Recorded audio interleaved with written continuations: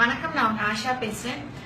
நான் ஏற்கனவே சொன்ன மாதிரி இன்னைக்கு என்னோட வீடியோ வந்துட்டு ஒரு நியூ பார்ன் பேபில இருந்து 6 months உள்ள பீரியட் நான் கவர் பண்ணணும்னு நினைக்கிறேன்.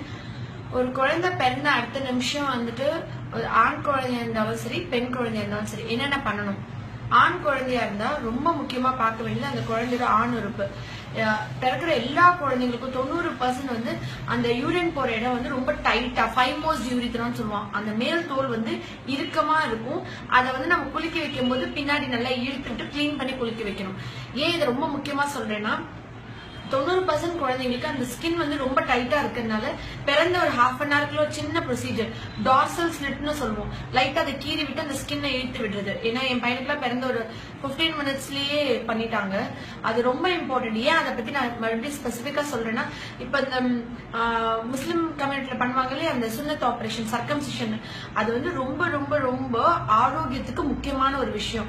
ஜென்ரலா அந்த மெத்தட மித்த இதுல நம்ம ஃபாலோ பண்றது இல்ல. பட் இந்த மாதிரி இருக்கிற எல்லா குழந்தைங்களுக்கும் அந்த மாதிரி ஆப்ரேட் பண்றதுனால நிறைய பால்வினை நோய்கள், நிறைய இன்ஃபெக்ஷன், யூரினரி இன்ஃபெக்ஷன் சொல்லி நிறைய டிசீசஸ் நம்ம தடுக்கலாம்.